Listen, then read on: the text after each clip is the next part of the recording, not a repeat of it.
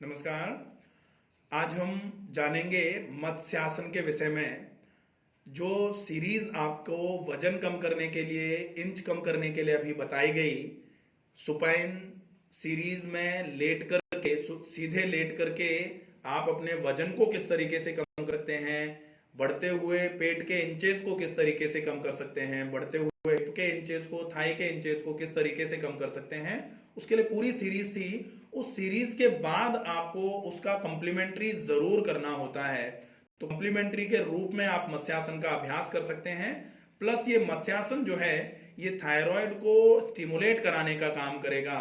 साथ में ये आपके लिए चेस्ट एक्सपेंशन करा रहा है, तो श्वसन से संबंधित सारी समस्याओं में काम करेगा। आपके डाइजेस्टिव ट्रैक्ट को ये खींचेगा, तो ये डाइजेशन से रिलेटेड डिसऑर्डर्स में भी बहुत इफेक्टिवली काम करेगा। ये आपके स्पाइनल स्ट्रेच के लिए भी रेस्पॉन्सिबल है। तो आपकी रीढ़ की हड्डी की फ्लेक्सिबिलिटी को बढ़ाते हुए रीढ़ की हड्डी के आसपास की जितनी मांसपेशियां हैं उनकी स्ट्रेंथ को बढ़ाने का भी काम करेगा। जानते हैं किस तरह से आपको इस आसन को करना चाहिए। दोनों पैर आपस में मिला करके, पैर सीधे करके लेटे हुए हैं, पैरों की एड़ियां और पैरों के अंगूठे आपस में मिले हुए, हाथ शरीर के बगल में, हथेलियां जमीन की तरफ।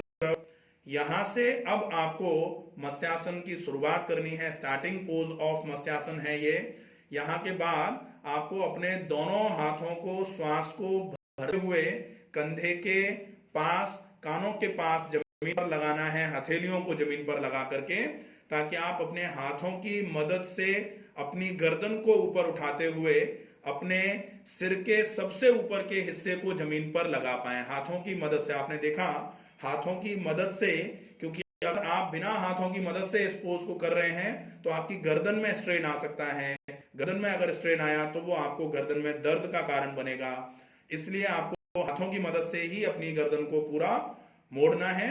और क्राउन ऑफ हेड जो है, सहस्त्रारा चक्र जो है, वो आपको जमीन पर टच कराना है। यहाँ हाइपर एक्सटेंशन ऑफ नेक हो रहा है। आपकी नेक जो है वो एक्सटेंशन पे जा रही है। इसको डॉर्सी फ्लेक्शन भी बोला जा सकता है, डॉर्सी फ्लेक्शन ऑफ नेक भी बोला जाता है। ये आपकी गर्दन की जो मांसपेशियां हैं उनको पीछे की तरफ कंप्रेस करते हुए आपकी गर्दन की आगे की मांसपेशियों में स्ट्रेचिंग की फीलिंग लेके आ रही हैं। आपके फेफड़े इसमें पूरे तरीके से स्ट्रेच हो रहे हैं, एक्सपेंड हो रहे हैं। फेफड़ों में ऑक्सीजन युक्त वायु भरने की क्षमता जो है वो बढ़ जाएगी इससे। आपकी डाइजेस्टिव ट्रैक्ट पूरी की पूरी इससे खिंची हुई है, तो डाइजेशन से रिलेटेड डिसऑर्डर्स के लिए भी बहुत इफेक्टिव रहेगा। यहाँ एडिनल ग्लैंड पर भी स्टिमुलेशन का इफेक्ट जाता है।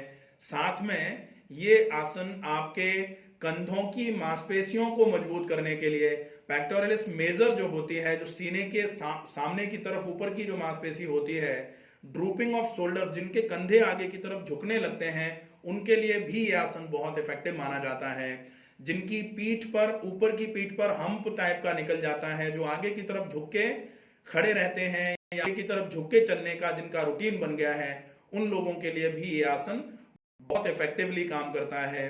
आप श्वास को भरते हुए इस आसन में गए थे, आप दोबारा से अब आप अपने हाथों की पोजीशन इसमें देख सकते हैं। दोनों हाथ या तो शरीर के बगल में रहेंगे या फिर आप अपने दोनों हाथों की हथेलियों को अपने फ्रंट थाइस पर रख सकते हैं ऊपर की तरफ। ये आपका मत्स्यासन होगा। मत्स्यासन का एक वेरिएशन भी होता है।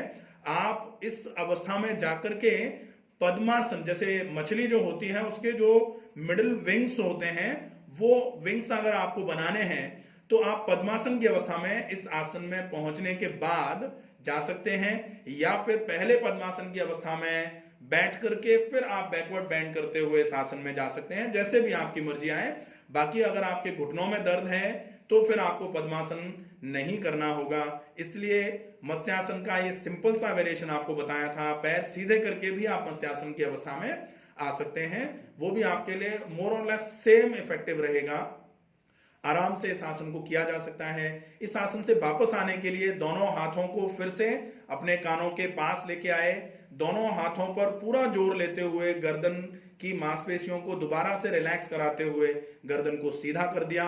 जब गर्दन सीधी हो जाए, श्वास को छोड़ते हुए गर्दन को सीधा करना है और फिर श्वास को भरते हुए हाथों को उठा करके श्वास छोड़ते हुए हाथ दोबारा शरीर के बगल में लेके आने हैं।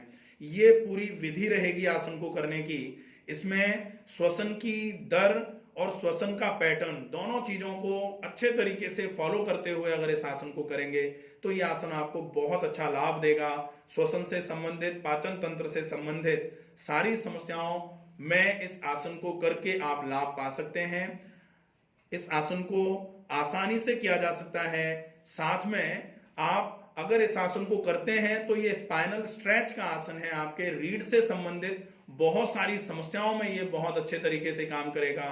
केवल रीढ़ में एक समस्या होती है जिसको dorsiflexion of cervical vertebrae बोला जाता है। उस केस में आपको इस आसन को नहीं करना होगा। स्ट्रेटनिंग ऑफ सर्वाइकल वर्टिब्रीज के केस में भी इस आसन को थोड़ा सा अवॉइड करने की जरूरत पड़ेगी, नहीं तो गर्दन का दर्द जो है वो बढ़ जाता है थोड़ा सा।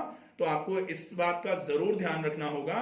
इस आसन को करके आप स्वस्थ रहें, सुरक्षित रहें, ऐसी शुभकामनाएं आप सभी को।